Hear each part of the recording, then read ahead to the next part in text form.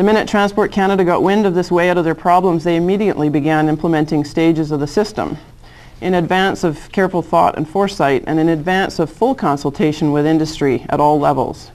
And that is contrary to what they will tell you.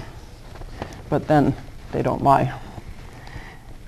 In advance of putting in place of any fail-safe protection system, checks and balances in place to monitor the successes and failures of this newfangled concept, SMS was born.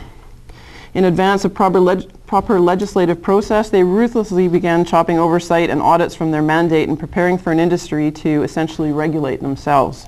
Again, contrary to what they will tell you.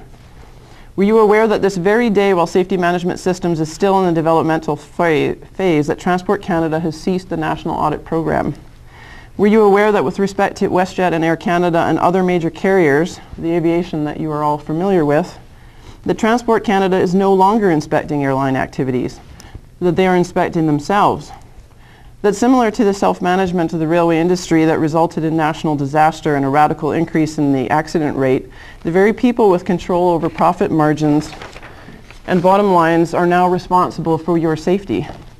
And those bean counters who will weigh the value of your life against the revenue per available seat mile have nobody looking over their shoulders to make sure you remain valuable to somebody other than your loved ones. Were you aware that although safety management is not actually implemented by the majority of the aviation industry and is not in fact defined or legislated by the CARS, the Canadian Aviation Regulations, or the Aeronautics Act for anything other than major airlines, that Transport Canada isn't inspecting this very large segment of the industry either. Instead, Transport Canada has deflected concerns from all area of industry and long ago began propagandizing the public and industry to feel warm and fuzzy about the existing safety record of our country. The trouble is, because we have no other means to measure safety, we use body count and industry accident reports as a measuring stick for safety. So this is the system which falls before you today, and which many of us have been fighting for the last couple of years. A lot of us fought valiantly against Bill C6, which turned into Bill C7 and later died. Many people contributed at this table to those efforts.